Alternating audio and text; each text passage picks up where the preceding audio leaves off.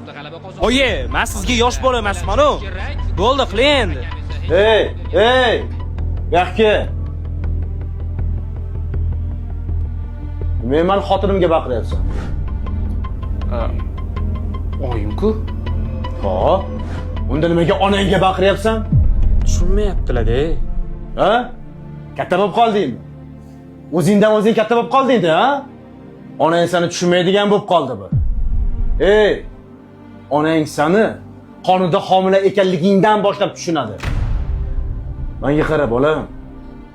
Sen ustingda onangning haqqi manikidan ham ko'p. Meni onasiga baqirganlarni 1-2 bo'lmaganini ko'rdik. Onangga baqirma. Kosang oqarmaydi.